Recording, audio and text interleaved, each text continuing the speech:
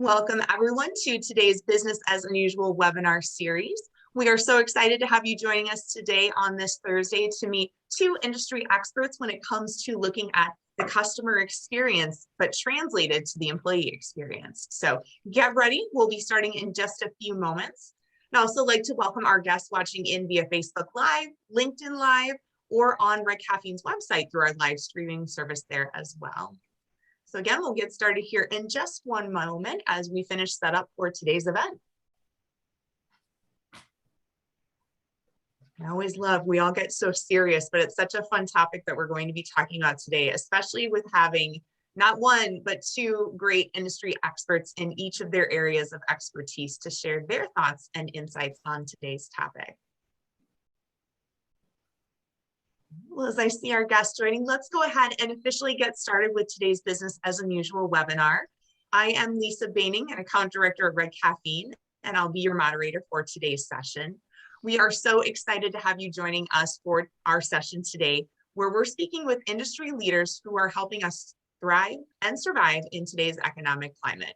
We always joke that we build badass brands people want to work with and work for, and these two are definitely top of their field when it comes to helping build the employee experience.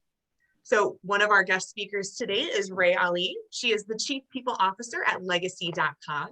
Ray has over 30 years of experience building authentic relationships between employees and their organizations.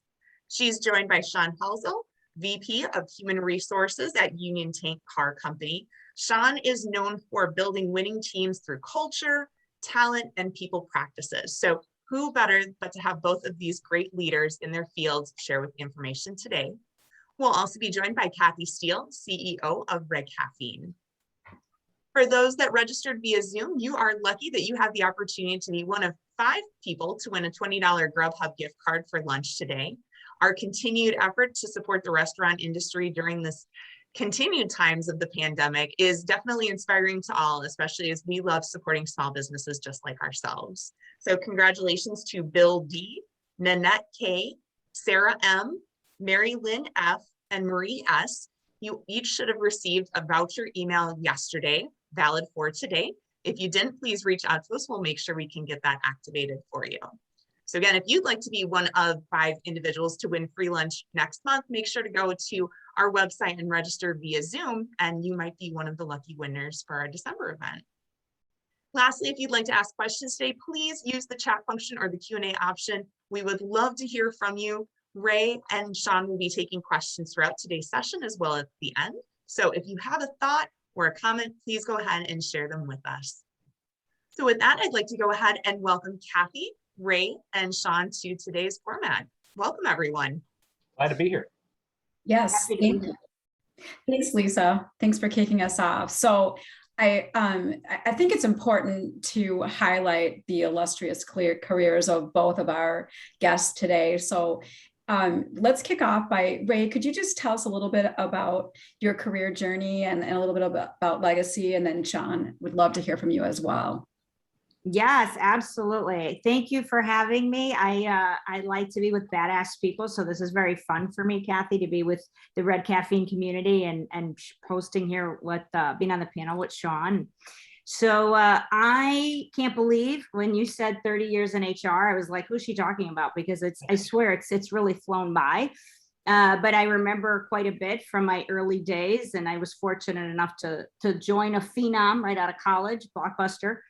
Which was a phenom from not only its product, but also what was happening with technology at the time, leisure, lifestyle living. I mean, it was like kind of the triple threat for, a 22-year-old who's going to do nothing but work her booty off. So I had a great career there and was able to thrive in the late 80s and 90s, and left Blockbuster after 11 years as the director of HR for the Midwest division. It was like 20,000 employees, and it was an incredible career. And I was surrounded by so many wonderful, bright leaders and mentors. So it was such a great place to be and grow up, really. That's in my DNA, even though videotapes are no longer, it will always bring a little tear to my eye if I ever see or hear anything with regard to a Blockbuster movie or just Blockbuster in general. And then I was fortunate enough that through networking and, getting an opportunity to try and be in a new industry, I then ended up in the early childhood education industry, which is a bit of a brutal business. You're kind of heavily regulated by licensing, and you're still trying to run your business. So I was director of HR there for maybe 13,000 employees. I want to say that company was maybe 97% female, very different from the world I came from, which was, kind of heavily male over at Blockbuster. That led me to healthcare, a startup-y type of opportunity and revenue cycle. And then I grew that and worked with some phenomenal people there, and left there as vice president of HR. Ended up in hospitality through some networking. And so got to learn that business. And then finally now here at legacy.com. So in my journey, I've been able to be in, high, fast growing, organic growth companies, turnaround companies, and kind of startup-y type of environments, which I love. And all these different kinds of industries where I've been able to learn a lot about all the different businesses. And Legacy is one of the top 50 US websites. And we host people's memorialization stories, their life stories. And I can talk about that a little bit more later, but I don't want to hog all the time. So that is my background. Thank you. Sean? Yeah, I'm like Ray. Talking about the years of service is a little humbling. So thanks for reminding me how far I am in my career. So I'll start off. I had this great privilege to join Darden Restaurants right out of grad school and work with some great people there. And in a short bit of time there, I was on the other end of an 800 line for employee relations. And I'll just have to say, I got exposed to a lot of issues in a short period of time on employee relations. So a ton of fun, great people, and had the opportunity to join Pepsi bottling. So the bottling arm of the Pepsi system. Had a great run there for 12 years, took on some different roles that took me from South Carolina to Minnesota, out to the New York area, and went to join Sears after that. And it was a great ride, and it learned a ton about myself personally and professionally. Some great people that just, again, learned a ton. Probably my biggest kind of learning professionally in that period of time. And then I'm with Marmon Holdings, Marmon Repair Shop Services. One of our brands is UTLX. Part of my responsibility is helping lead the HR work for Union Tank Car, Procore, Repair Services, as well as Transco. So having a lot of fun, been with that organization for over about a year and a half now, and great people, very practical, at the same time very ambitious, and we have some really aggressive plans to grow this business. So having a lot of fun, and again, thanks for the opportunity to join you in the invite and be part of the panelist team with Ray. Yeah, Sean, exciting time to start a new role in the midst of a pandemic. So oh, yeah, that's got to have been a little bit of a roller coaster year a year and a half or so for you. Yeah, no doubt. And if one thing was the oddest onboarding experience I've ever had. I joined and this turned into my office. So, but the one thing I would say, you did quickly get exposed to the business and the people, because they were also in home office, and so the video was able to accelerate a lot of connections. So I didn't have to manage travel schedules at that time. So there was some outside where I got to learn the people, learn the business a lot faster than maybe I would have if not. Yeah, and thanks for both of you sharing your career journey. I think that, we've got so many different types of people attending today, and with large and smaller organizations. So we just wanted to really sort of set the table for how much expertise you're bringing from different industry verticals, as well as, both the size of the organizations you've been with or are with currently. So thanks for setting us up like that. I think the one thing that we always like to sort of start with is opportunities for growth. And we were, at Red Caffeine, always think about that in terms of growth lanes. I don't think there is a leader out there, not anyone in my network, who isn't thinking about their talent strategy right now, and how mission critical it is to their overall ability to grow. We're in the most unique situation I think we've ever been in as employers. And so, I really think this is such a timely topic, and I'm excited to dig in. So let's really, sort of start with that one headline that's been permeating our news outlets. We're being told that this is a time of great resignation. So I'd love you each to speak to that headline topic, and talk about what can we start to do in our organizations to think about how we're recruiting and retaining top performers. So Ray, do you want to sort of take the lead?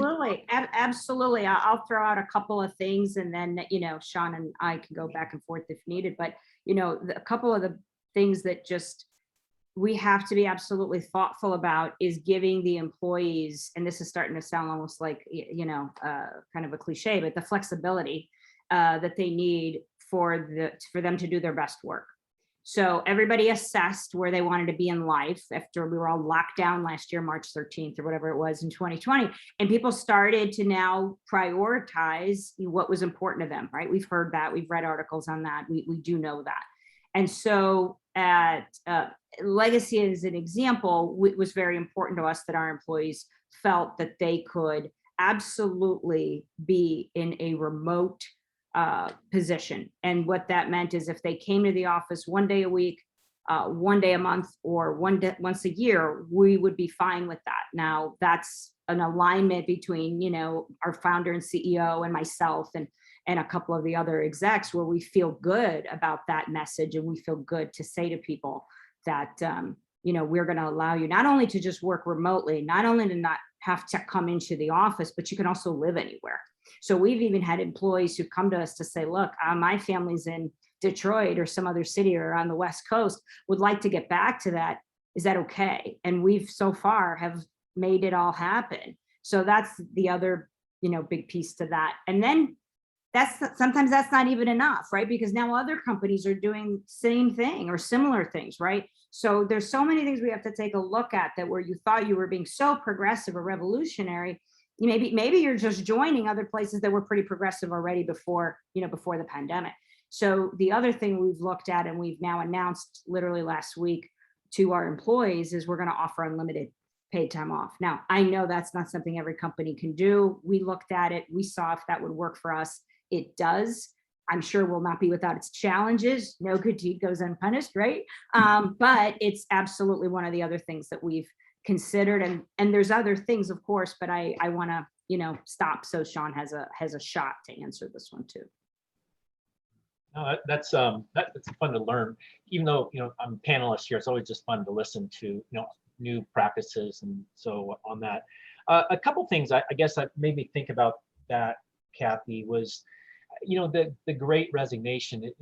It's certainly real for us, and it almost has a similar sort of, maybe different label, but similar challenge that we had when the war on talent, right? It's the fundamentals, I think, are a lot the same. I think what's happened, obviously, is things have accelerated faster in terms of all the things we've been talking about around the engagement, around work-life, transition from work-life balance to work-life integration, and thinking about all the things of, that we're experiencing now that have accelerated over the last 18, 24 months. So I guess the two areas that I think about for us as we approach this is, one being, is this idea of controlling what we can control. And the intention there, or the design around that, is that, how do we continue to focus on providing positive experiences, thinking about providing challenging growth experiences within our organization. And those are the things that, from our employee base, they want. We've been hearing that, and continues to be important on their list of elements to keep them around our organization. So again, that's what we've been trying to have a lot of discussion around. Let's control what we can control, provide the right experiences, the right practices, right development, right culture, and and hopefully that aligns on the personal level. And then the second thing we've been thinking about is, you know, our employees actually will never leave us, even if they leave us. And so again, the thought around that is that, you know, at one point in their career, we probably made the most sense. Now, I would never want any of our people to leave, but the individual decisions about whether they want to pursue different entrepreneurial experiences or they want to think about different challenges in their changes in their career. What we want to be able to say is that if you leave us, we want you to be proud of the experience that you've had. So when you talk to the people, your friends and family, that may spur talent coming our way in return. And you know, who knows, you might be a W-2 with us in the future. You might do a consulting contracting assignment with us. So we want to be able to think about this, that again, controlling what we can control. So at the end that if people do leave, we're still, that experience was very positive with them and it pays itself forward back to us.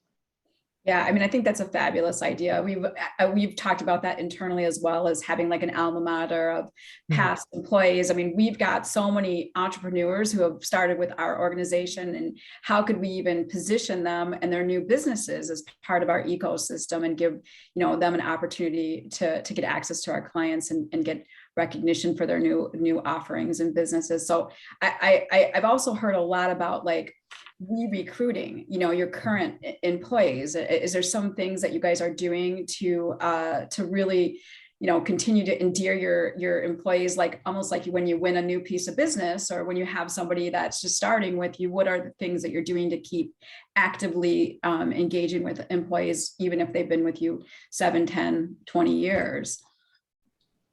Yeah, I love what you said, Sean. And it's, sometimes there's companies that have a culture where they really don't want to do that. You know, it's like you've worked here, goodbye, and they're done, right? And I think that I've been fortunate enough to work at a couple of different companies where that is the culture that we want to encourage, especially even here at Legacy.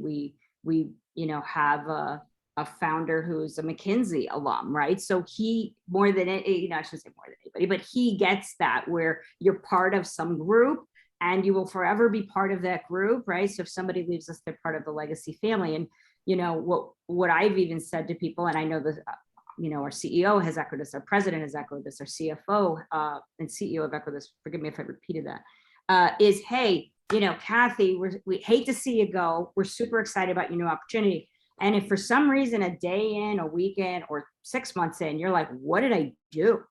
Please call and let's talk about you coming back to the Legacy family. Because sometimes that does happen where you make that change. Don't ever feel like, oh, I can't go show my head there. I can't go do that. So that's one piece to the question of, well, what are we doing to kind of try to keep connected with the people that have left?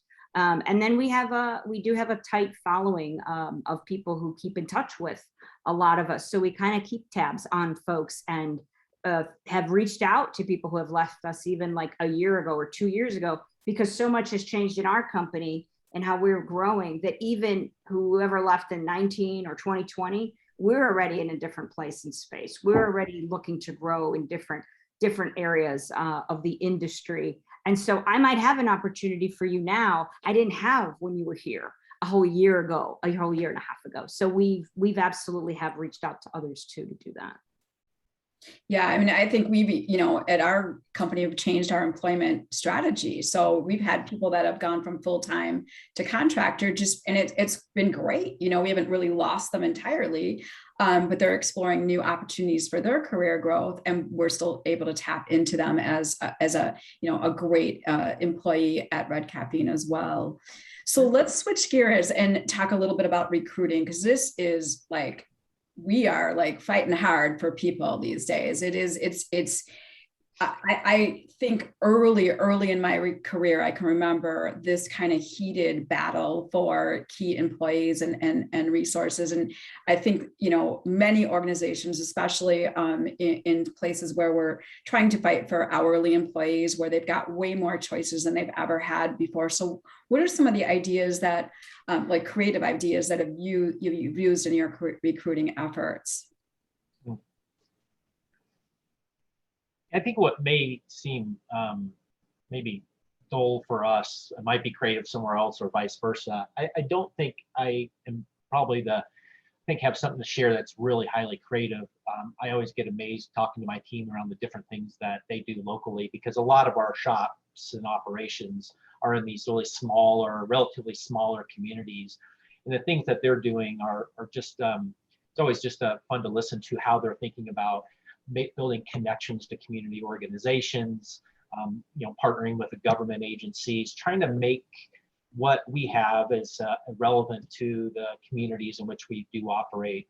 So we don't necessarily have a kind of one size fits all. And I think that works for us because of just the disparate kind of nature, dispersed nature of our shops and very smaller locations. So we'll see things like I'll get these nice things around drive-in toys for tots or the food bank. And why I think that's important from a recruitment standpoint, and we may get to this at some point, and I don't want, it comes from an authentic place for us, is that it is about talking about our brand and how important it is to think about our brand intentionally. What do we actually want to present to candidates out there about who we are and what we stand for, and whether we might not be actually accepting applications at one of these community events.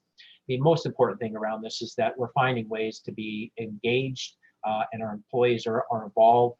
And that's really where we've been doing a lot of work of trying to find those ways of connecting to the community and a byproduct of that being able to recruit talent into our organization. Yeah, I love that. I think, having even a bigger organization have that local focus, I think that's absolutely important. So Ray, what are some of the things that you guys are doing? Yeah, on our end, I've tried to take a look and see how we can absolutely what I call kind of mix it up, right? Where you're kind of trying to run a lot of things in parallel, in tandem. So one of the things that has been absolutely critical, or one of my goals for this year, is to really focus in on any areas with regard to inclusivity, diversity. And so I had found a couple of different recruiters to help me. One was a retained search, in that we were looking to add a vice president to our group. And I specifically went to a Black-owned executive search firm, and he was tremendous. And he helped us find and identify a vice president to come in and head up our business intelligence and analytics department. Additionally, I had contracted another recruiter to help with some, positions where they're everywhere from hourly on up to maybe, director level. And so she has an incredible background, been around like 30 plus years, African-American, and she's been tremendous in guiding us too, where she's even tapping into and having conversations within different areas or groups, but that dedicated focus that has helped us really kind of open up a little bit more. And the other thing is, I don't ever think that HR has all the answers, because we just have to evolve and keep up with whatever's happening in the climate, whatever company you're at, whatever inflection point you're at the company. So I lean heavily on a couple of my vice presidents in technology and in product and operations. So they have some tremendous ideas, and where they even get involved pretty heavily, where they want to, come up with, create the assessments. They want to be involved in the hiring, even for people that may not report to them, but they want to be part of that. They want to post in places that are different than LinkedIn, as an example, because they got these little niche spots that they want to post in. We've, taken those ideas and worked with folks like that. So like I said, we still have a long way to go too, and we'll get into this later, which is excites me, recruitment and branding and all that good stuff. I think we have some great opportunity there for our company. But so far we have tried a variety of things to happen in tandem. Oh, and one more, if I could add, is if we see we're going to need to fill a position, we are absolutely looking internally, like you should, but really trying to be open-minded with, well, what's really missing from somebody that we wouldn't promote them? Is it because they have not had management experience? Is it because they are not, they don't have some certification? Is it because, well, can we handle that? I mean, can we still move them up, promote them, and support them, and either get them, the resources they need and or the certification that they need? And that's something I want us to do more of with career pathing. But I would say that in those probably 3 or 4 examples, that's kind of where we've spent at least 2021 for sure. Yeah, and I want to, I want to go on to that, some of those other questions, but I do want to remind you about like one thing I thought was really important that you shared with me as we were kind of prepping for today's session is about speed, really being quick to react to people in the hiring process, not letting people stay in the funnel too long. So can you speak to some of the things that you guys are doing around accelerating? Yes, absolutely. I am now remembering one of the things we talked about. It's not always easy to do, but we've had some departments where we're going to hire like multiple people for that department. And there's kind of this essential agreement that we want to, really prioritize and clears your schedule where you can, so that if we have a couple candidates that have come through and now they've made their way to final candidates, then those final interviews, we will have everybody interviewing that same day. So it isn't always doable. Sometimes there maybe get one more, interview to be added on or what have you, but we try to have all that in the same day. And then if we can later in day or next morning, we do debrief. So it's kind of like Susie Q and Matt, and what do we think of them? And now we're all here. It's like speak now, forever hold your peace. And we go through why would we hire them? Why wouldn't we hire them? We go through that whole, assessment of the candidates. And then once we have identified, and I have a hiring leader says, oh yeah, that's it. Kathy's it. We need to bring her on. Then I have literally, me and my team, our commitment is like, we're going to hustle to then get all the approvals for the hires. I've made offers on Saturdays, of course. I've made offers at 9:00 at night just to make sure that I got that offer in the ear of the candidate, with then, of course, offer letters followed up later. But I've even said to the candidate, I if they're free, I'm sure you'd like to take a call from me with an offer versus you're still waiting another day or two. And you'd be surprised how many people are like, I don't care if you call me at midnight. Like, I love that you're calling me with an offer, right? So, so those are some of the other things that we've done. And it takes commitment because not everybody's schedules can align. And so, but that is one of the things that you're reminding me we do as well. That's so funny about the weekend and other creative ways we've found a way to act fast. I've had a hiring manager have one of the interviews at a park because they couldn't find schedules to work and it was on the weekend, and they met at a park. And I mean, I remember interviewing a few candidates on the weekend, and it was just not anything that was onerous. It was just that, really great talent want to have an opportunity to have a good discussion. And so it's so interesting how things have shaped some of our behaviors to do things we haven't thought of before. So. Mm-hmm. Yeah, no, I love it. So let's, you kind of keyed this question up, Ray, around marketing's role in recruiting. I really feel like up until maybe the last couple of years, we weren't really seeing this integration of marketing and communications teams, or marketing having this role, this really significant role in the hiring process or talent management process.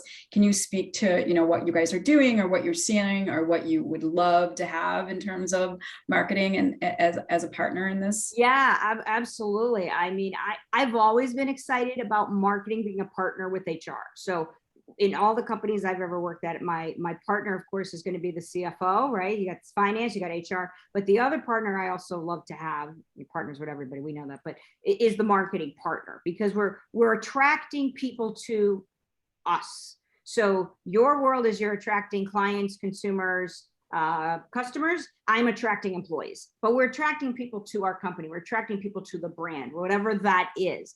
And so I like to be in sync with marketing. I want to know what is our brand or branding as if I join a new company. I want to know, well, how are we positioned in the industry and in the marketplace? And then how can I now work with my team to attract and recruit people so that we are this kind of formidable force? And it takes time. It takes years. It can, right, to kind of have your brand, whatever that is. And especially like us, here's where we have massive opportunity, is the company I joined in 2019 is not the company that it is today, because we were somewhat of a straightforward business with regard to how we earned revenue, if you will. A third of our revenue was X, a third of our revenue was X, and a third of our revenue was X, right? And so it was kind of a simple, straightforward way to be in the space. And I remember thinking, well, I want us to leverage LinkedIn more for recruitment branding or attracting people.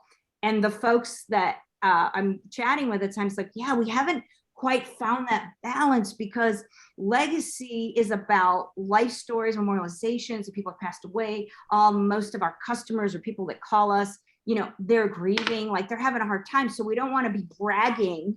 We don't want to appear that we're bragging that we're doing these great things at legacy. And so it was kind of like, well, there's other places that I think might be even more morbid than us, believe it or not, or might be even more, have more tragedy or just as much tragedy happening, but they're still going to let themselves look like they're a great place to work. They take care of their employees, right? This would be a great place for someone to start a new career kind of thing. So we've been inching along on that since I've been here, but I want that one, like, as I'm working on my budget now, I want that in 2022, I want that to explode a little bit more, because I think we have a lot of opportunity to showcase. We know how to take care of our customers, but we also know how to attract employees to do good work here. Yeah, I mean, I think that, Sean probably would share that in industrial manufacturing situations, that perception of the role, of the job, of the company, because of the market perception is sometimes challenging. So, Sean, do you have some ideas to share there as well? Yeah, I think we all know we just live in such a transparent world, and almost everything's democratized. Anybody can see almost anything. And so, we think about, just our brand is just more than what we do. It's our people as well. And so to your point, Kathy, that, we don't have a consumer facing product or service, so people don't know what do we do, who are you. And so it's a great opportunity to showcase some of our employees. How do we talk about what careers look like? How do we talk about the connection between our work and the work, what the consumer has? It's just an opportunity to tell our story and shape it, and then be able to showcase it in the right type of formats. And so we actually did. We started Pam Bojack, who's on the Transco team. She's HR director, and she created a partnership with Transco and a marketing agency. They weren't an employment company. They thought about brands, and they connected with her and the team and to tell the story. And I had the opportunity to get that launched here very soon. And so that's how we think about it. Just like this HR, marketing, communication, they're all co-pilots in telling our story, not only to our customers, but also to our potential employees going forward. And just one thing, it's not, I don't want to lose here. It's also just a great vehicle to instill pride of our employees that we have, to talk about what we do, and to see their brand and see their company and how we partner with other organizations, and just to showcase the value that we have there. So just to Ray's point, there's just so much of a connection and very symbiotic relationship in this world that we live in now. I just don't think you can operate effectively when you're mutually exclusive between HR and marketing communications. They really need to be connected. Yeah, I mean, well, we couldn't agree more. That's part of our mission. It is definitely everyone's selling. Your people are in most of our organizations, your product. So how do we create ambassadors out of our team to help drive what's going on in our culture and why we're a great place to work, and make they could be awareness for customers as well as additional employees to be brought in. So wanted to just kind of also sort of talk about what the talent pool looks like. What are you guys seeing? How serious is the talent shortage in each of your respective sectors? Yeah, it's real for us. I think when we think about the work that we do, it's a very people-intensive business that demands a set of skills around, similar to a lot of the trade skills, right? And so welding and not that we're a craft shop, but ultimately there's just a lot of hands-on, really talented, skilled people that is needed in our business. And so on two ends of this, this company's been around for a long time, and so we do have a lot of people that are thinking about retirement. They're on their older age of their career, And so we're thinking about ways in which how do we give them an opportunity to still contribute, but maybe not at the same number of hours that they did before. So it's causing us to think and be creative around how we have to change some of our old legacy practices into ones that can maybe fit for the individual and the organization. But we're also feeling on the front end. Again, the trades are not something that, again, high level, emphasized broadly in an education system to younger workers. And so what we see is a lot of talent that come in, they have the great ambition, but they don't necessarily have a lot of the practical experiences already. So it's really putting a lot of emphasis on how our onboarding, how our training, how our mentoring, how do we design that to accelerate the productivity of our new hires? Because they're not going to have a lot of those skills that maybe those candidates had maybe 20 years ago. So that we're feeling it on both ends right there. And so, and again, going back, not to reemphasize this too much, but again, controlling what we can control in terms of delivering the experience to drive the retention up. And so we don't have people departing from us. So certainly being challenged on a lot of different fronts in the talent challenge. So just a follow-on question, Sean, do you have both full-time and part-time or like contract hires as well, or in your workforce? Yeah, definitely dramatically heavy full-time. Yeah. Okay. Half of our shops are unionized, and so there's some challenges we'll have to work through there. But yeah, but our legacy mindset practice has always been a full-time. Okay. All right. Awesome. So Ray, what are you seeing in terms of talent shortage? Sure. I'm seeing things on two fronts. So the first one is, okay, we're trying to fill positions and attract positions everywhere from, hourly positions within our marketing department on up to, director level positions within product technology, maybe even some other corporate departments like accounting and maybe did I say marketing? Forgive me. I don't know if I said marketing. Okay, director level above hourly in marketing and director level above in marketing, as well as in technology, and then some other departments like accounting. So we've seen, perhaps when we've posted or we're advertising, we're looking to fill positions, we've seen a great response. And what do I mean by that? So if we had posted a position, we've got a great response of people who are highly intrigued and I would say even highly qualified. I literally just had to hire for an HR director role. And in addition to tapping into my network and having my peers referring people and having people who had worked with me in the past who've checked in on me or whatever, I also got about over 200 resumes in just the first few weeks interested, right, in the position. And so that was, I was not alone. We've had other positions where we've gotten a great response. So that's fantastic. There's a couple positions maybe where we're like, okay, we're having a little tough time hiring or pulling or attracting people away to come and hear what opportunity we have. But so far, knock on wood, it has been going well. The other front I want to give you is when we've lost our folks. We've had some folks who've worked with us 5 years or 8 years, in a couple cases, 15 years, who left for this brand new opportunity. The grass is greener. There's something great happening on the other side of town. And it's easy to just go, well, even for them to say, I've been here so long, I don't even know what else I could do or where else I could work, right? Sometimes you'll have some people say that sometimes. And then the quick assumption can be, well, I'm sure they're going to go work with so-and-so over at such and such company.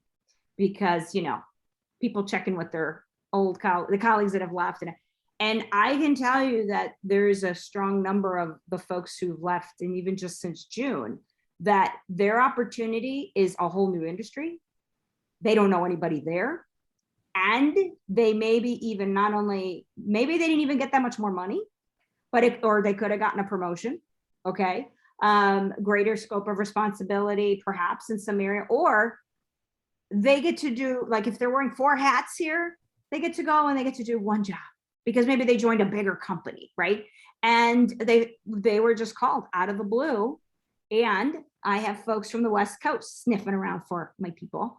And as the West Coast gets to tap into the Midwest, and they get to get amazing talent with great work ethic, and the salary that they would offer would still be, could be mind blowing to some people, but it isn't always just about people having left for the money. So I think that was another thing that I saw that kind of warmed my heart too, is even though people were leaving and I hated that they left, I hated it, I was so happy because they were now going to try and build a whole new career in a whole new industry, and they don't know a soul where they're going. So to me, what that's telling me is that the talent is out there, because people found it in my company, and in most of the positions, I'm finding it as well when we're trying to fill our spot.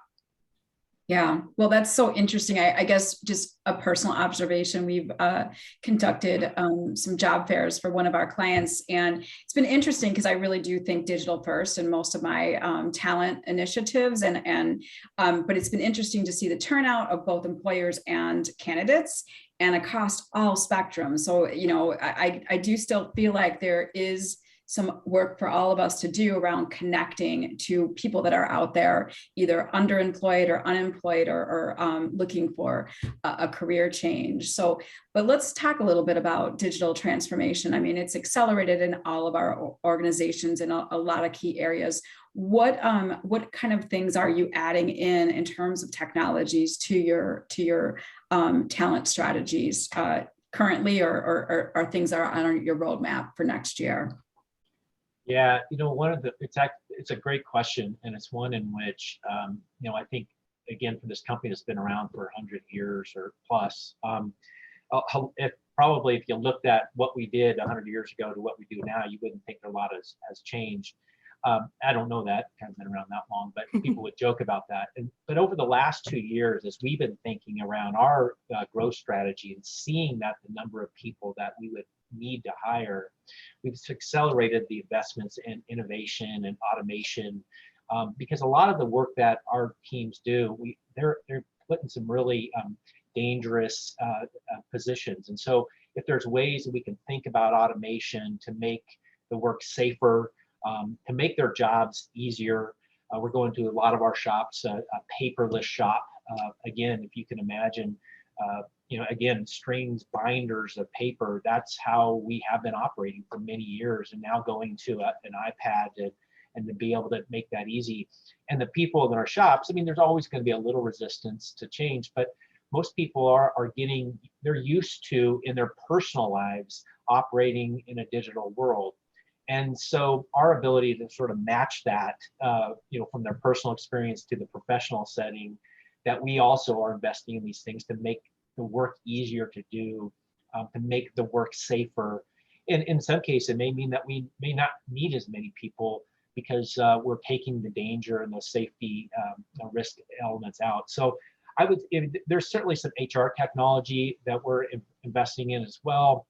How to make it easier for candidates to actually apply for us. I mean, we all know that we've got to meet them where they're at, and where they're at is usually they have a phone on the other end of their arm.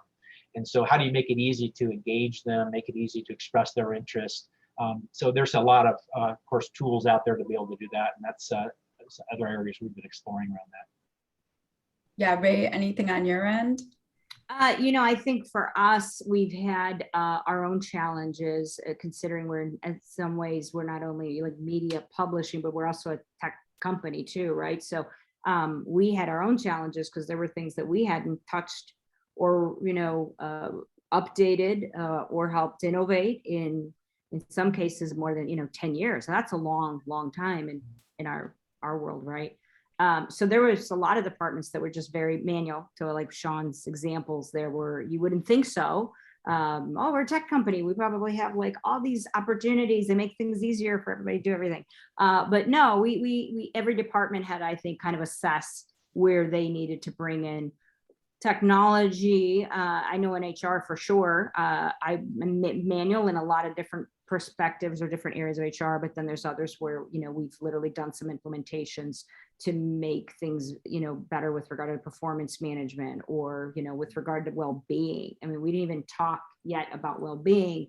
Well-being is huge. And in addition to, retention and recruiting the right talent or trying not to, miss a beat on how your employees are doing or feeling is well-being. I mean, whether we like it or not, back in the day, it was, people would work, they got their benefits package, you gave them a nice little maybe vacation schedule, and we're like, what more do people want? Like, right? It's a clean environment. And yeah, and nowadays it's there's just never enough. Like I could have a long list of all these things companies do, offer, whatever, and employees will be like, and what else? It just is. It's I see like companies having maybe a psychologist on staff, a therapist on staff, if they can afford it, or they'll allocate resources to fund something like that, or something in like years to come, because mental health and well-being is so much about every employee and how they're showing up to work.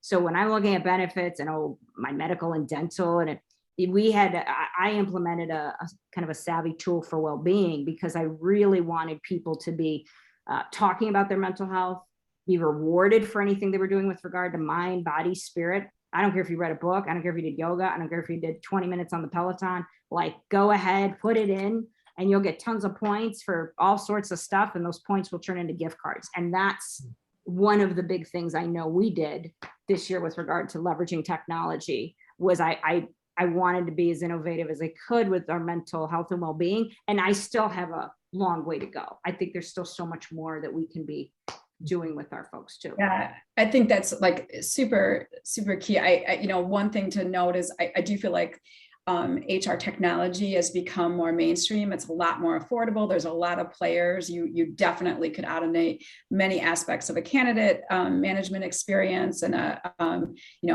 growth pathing and career development. But I love those kinds of ideas. And then we've been so challenged to think about what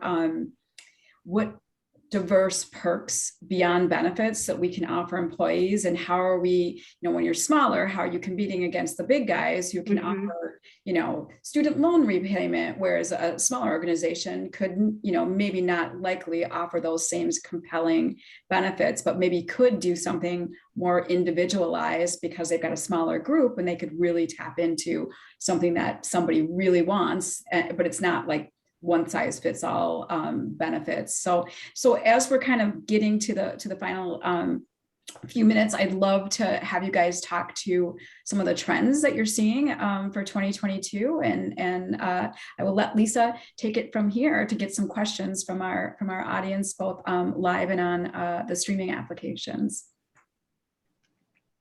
So Ray, what are you thinking about in terms of trends? Yeah, and I think I was sort of maybe didn't realize that it was kind of going there, but to me, trends in the well-being space, absolutely, hands down. Trends with regard to anything that would give people the flexibility to do their job where you can, I see as being huge.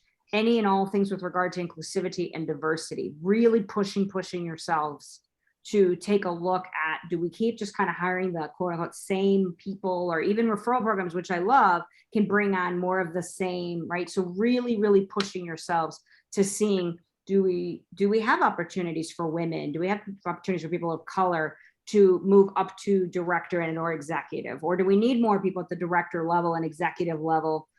So we're very thoughtful about that, because we'll just keep doing the same old thing. And so when you have those opportunities of a director position opens up or a VP position opens up, like that's a big, big opportunity right there to say, no, we want to be thoughtful, and we want to take a look at how we can be much more inclusive, and studies will always show an incredibly inclusive, diverse workplace makes for a much better workplace in every way, shape, or form. So I'd say those are three big ones. Yeah, I'm going to piggyback off, especially the well-being, and maybe the way I think about it is around, it's almost like a holistic approach to our employee and their life that they have and the challenges. And it is a way, it's a different way to think about how you can attract and not only retain and really cultivate an inclusive organization that takes into consideration a lot of the life challenges that all of our employees face, right? So I just maybe another take on that. Second thing, I guess I would think about, it's similar to what Ray says, but I think it's this idea around how do we be really intentional about culture. I think culture matters. It can be this lubricant to how we get things done that to the results that we want, that makes the workplace that we want. So it's a bit of, it might seem old fashioned, I don't know, but just this idea around just aligning this idea around the beliefs, the values, the ambitions you have as an organization. How do we and get those all aligned so people really feel this connection of purpose and meaning to the work that they have, and it's aligned with the type of work that you want to get and the values that you have there. And I think, and then I think the last thing I would say, I could be a bit of a data nerd, but the reason why I like data, it helps, I think, in my experiences, sort of guard against the bias and I think flawed mindsets. And again, it's a, when you think about those three things around, think of this holistic approach, being intentional about culture, kind of leveraging data. It is about trying to provide the experience that's going to attract or retain the right type of talent, the diverse talent, inclusive organization that's all cared about getting to the results that we want, the way that we want them to get done. So I don't think, again, some of that's old fashioned. I don't know if it's anything new or trendy, but I think it's really fundamentally important. Thank you both. Great answers.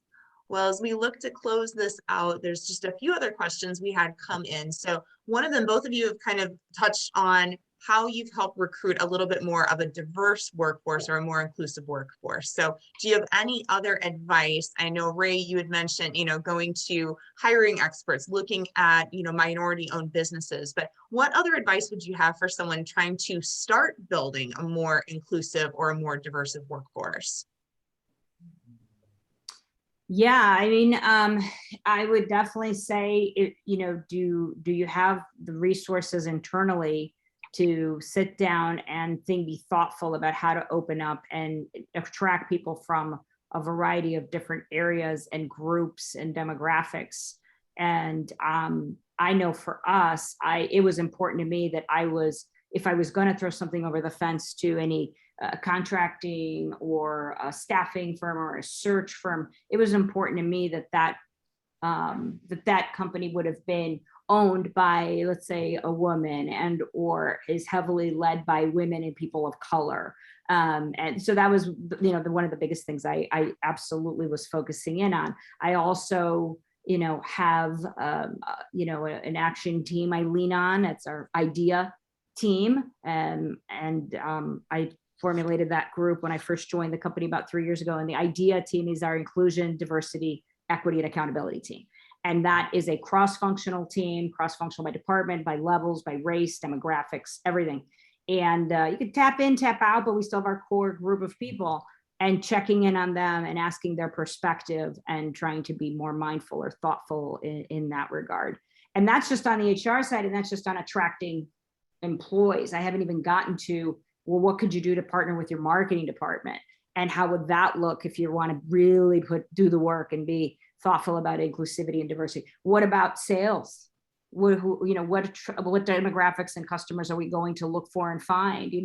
That makes a big deal too, that someone of, who's a woman or person of color joining a company and seeing that there's efforts put behind all that, that's important too, because it's one thing to attract and have and hire the people. It's another is that inclusivity piece, the belonging piece.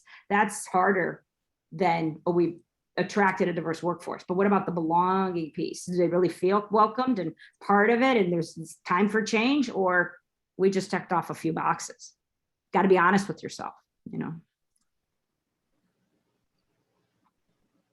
And how about you? Any advice on how you would build that? Yeah, it's funny, Ray's last comment there, you do have to be honest with yourself. You look at yourself in the mirror and of sorts. And one of the things we've stumbled upon as we've been thinking about our talent recruitment strategy is just the titling of our jobs. And again, it seems so sort of small, but when you do look at it, it does have some big implications around what messages are you sending to candidates when you have a job that's a repairman. Well, it kind of suggests that maybe you're not open to female talent, right? So that's again on a small level, but we're doing some work around just those fundamentals. I have this bias to kind of work inside out. I think Ray's idea of, this spending time with a core group and talking about the topics, and it's cross-functional. It's not just insulated to HR. I think it's even more important because it's that, I think Kathy referred to this term ambassadors. I mean, what we do and how we interact with talent has to come from all fronts, and it's not just an HR responsibility. And we I guess it was late last year, we started doing that same thing, having conversations around different topics related to diversity and inclusion. And it's I would say we're still on this journey.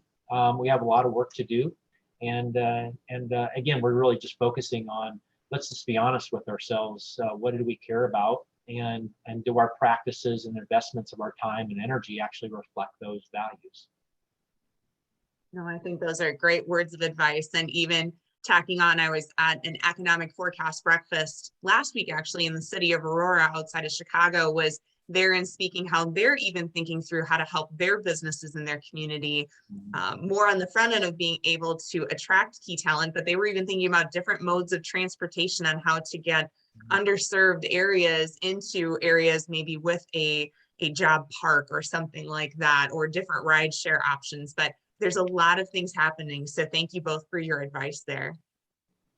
All right, so with that, we are coming up on the 1 o'clock Central Time hour. So first, I want to thank Sean and Ray for your time today. This has been wonderful, amazing, inspiring, getting to hear all of your advice from your careers, what you're seeing in the marketplace, and how someone very quickly, I think, could take key nuggets from today and apply them to their business starting as soon as next week. So thank you both for your time today. It's been great. I've loved it. I've loved it. Thank you, Sean, and thank you, Lisa. So for those of you who are watching live or perhaps watching this recording later, if you do have questions for Ray or Sean, you can reach out to either one of them on LinkedIn. We've left their contact information below here. So feel free. We know all of our speakers are always more than happy to answer any questions that come up after the fact, especially when they're talking about such a hot topic as the one we've covered today. Right, so as we move forward, wanted to share some exciting news that our Red Caffeine People Plus People Conference is being held January 27th, 2022. This is something we joke that change doesn't happen overnight, but you can become a catalyst in a day. So this is a one-day workshop in-person event in Oak Brook, Illinois. We're going to cover high-level topics such as presenting effectively on and off screen. So we've got an amazing presenter coming in for that. How client advocacy leads to revenue growth, how talent strategy drives growth. It is a networking opportunity. It is a business development crash course, if you will. So check out our website, peoplepluspeoplecomp.com. You can learn more about the event there as well as register, or hear from some testimonials from our past years of running this conference and the inspiration people have received walking through those doors for this one-day event. Mark your calendars, not only our People Plus People Conference in January 2022, but sooner than that, December 16th is our next Business as Unusual webinar, where we will be meeting with Nico Peoplehoff. He's the founder and CEO of Hybrid Intelligence. So you might be wondering what Nico is talking about when you look at that subject line. What do you really need to know about AI? So some key takeaways from this session are going to be how to start using data to advance innovation within your organization, skills that you need to create the infrastructure in order to use these data analytics. So kind of walking you through the process. And then lastly, questions you should be asking yourself, what you're hoping to uncover with the data, and with that data, what problems are you going to solve? So we're going to walk through this process with Nico. So again, mark your calendar for December 16th. If this is your first time watching a Business as Unusual webinar, we hope you enjoyed today's topic. You can also watch past recordings when you visit our website at redcaffeine.com, or reach out to us to learn more about how our growth consultant approach can help you with your go-to-market strategy. So with that, I'm Lisa Baining, along with the Red Caffeine team and Ray and Sean. Thank you so much for attending and enjoy the rest of your day. Thanks, everyone.